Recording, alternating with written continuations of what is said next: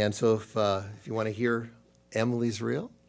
That'd be great. Emily's Reel from Mark and Maggie O'Conner. I want to mention that if you want to see them play and look at some of these beautiful instruments, we're doing the video feed. It's on WNSW's Facebook page with Mark and Maggie O'Conner, who are playing tonight at the Wortham Center for the Arts in Asheville, and they're live right now on WNCW with Emily's Reel.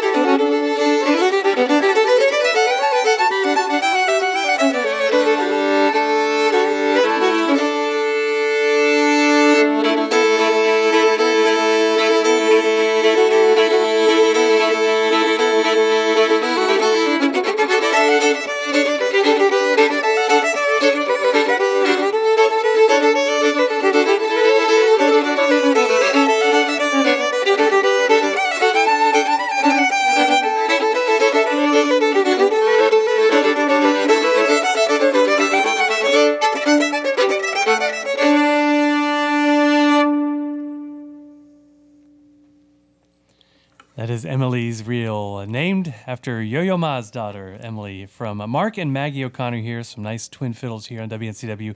Boy, you set that up perfectly, Maggie, talking about your classical and concert music background, but you're so adept at bluegrass and all these other styles, too. We love Mark's albums of the great kind of swing sounds of the Django Reinhardt, Stefan Grappelli-inspired stuff.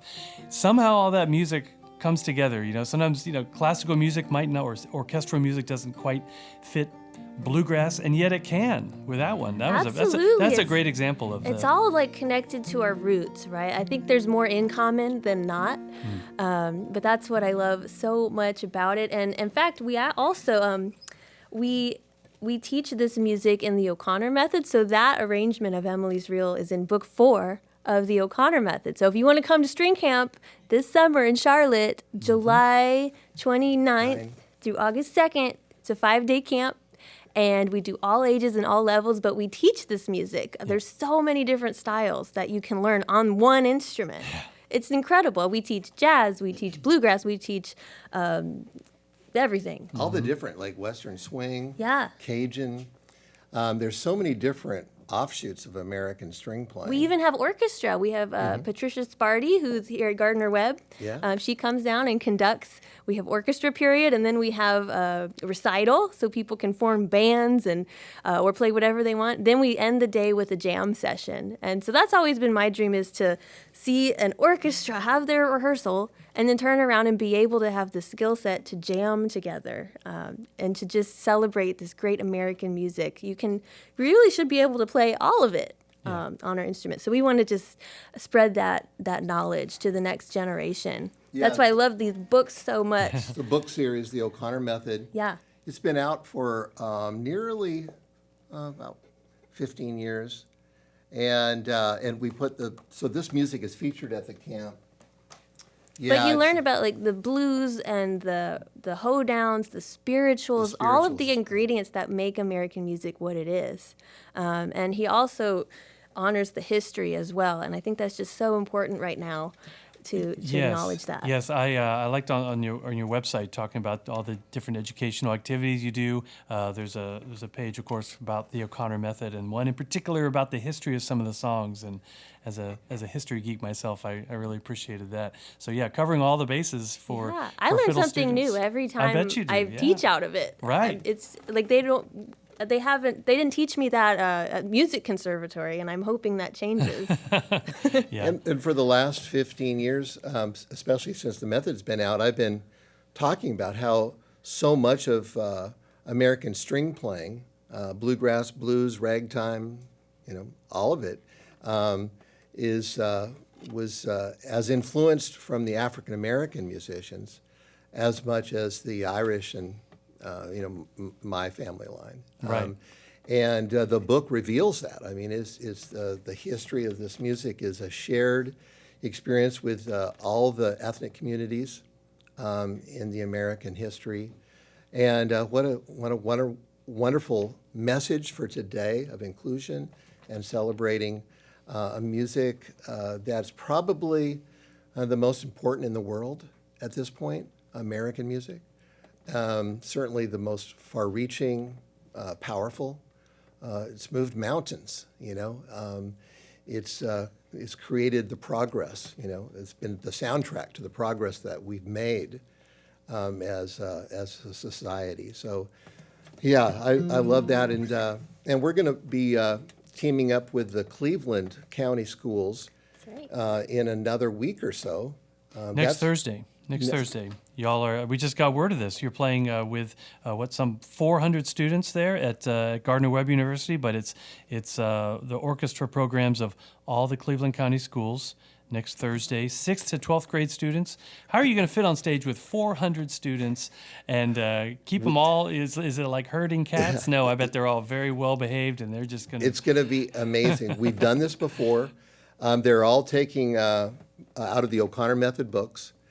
And we start with the most complex pieces for the concert, and that will be fewer people on stage. Yeah. And then we work our way down to the beginning level, and we finish with all the little kids and the big kids and us, everybody on stage, playing this incredible music. We usually finish with Boil 'em Cabbage Down, which is our very first tune we teach in the O'Conner Method. Yeah, I've known some young kids who have taken the O'Conner Method classes and talking about old tunes like that. So you're going to have all these folks on stage, all these kids. It's next Thursday. It's a free concert. It starts at 6:30. It's at Gardner-Webb. It's in the Paul Porter Arena. That was a cool little tidbit of news to get. I know. Yesterday, this must have just kind of recently come together. What a great thing for Cleveland County Schools and other county school programs, other county school superintendents. Take note. Yes. The arts are important. Music's Yeah. important. We have such wonderful talent in our area of legends like you all and others too that play Boil 'em Cabbage Down or play orchestral symphonic music to get them involved with the students. That's great. And you did a thing with the Youth Orchestras of Charlotte recently too, right? Yeah, that was just last week. What a wonderful group and experience. We played one of my compositions together, a suite, Strings and Thread suite. And then we played one of our songs off the new album that I did an orchestration to. And Maggie earlier mentioned that we played the Daniel Pearl instruments in the orchestration for that song on our album. And then we took that orchestration to the symphony orchestra there with the Youth Orchestras of Charlotte and heard it live for the first time. That was just last week. It's a Stevie Wonder song called Love's in Need of Love Today. That was a beautiful experience. And we're like burning it up around here in the area. We're going to play at the Kane Center for the Performing Arts May 3rd. So that's going to be the sort of the kickoff of our album release tour right here in Charlotte and Cornelius. at the beautiful new center there. And don't forget, we're tonight at the Wortham Center for the Performing Arts in beautiful Asheville, North Carolina. And we'll essentially debut our album release concert. We're Right. going to do the new songs and a lot of the fiddle duos. I brought my mandolin for that. And we'll dip back into some new Nashville Cats music and There's even some swing in there. There's a little bit of right. everything. I hope so. Oh, my, yeah. my Mark's going to tear it up on the jazz fiddle. honor to Stephen Grappelli, my teacher and mentor from Yeah. when I was a teenager, toured with him Right. all over the country, including Carnegie Hall back then when I was 18 years old. So it's incredible to share this music on stage with Maggie and now this new album. We live and breathe this stuff, and to be able to share it as husband and wife, been really amazing experience.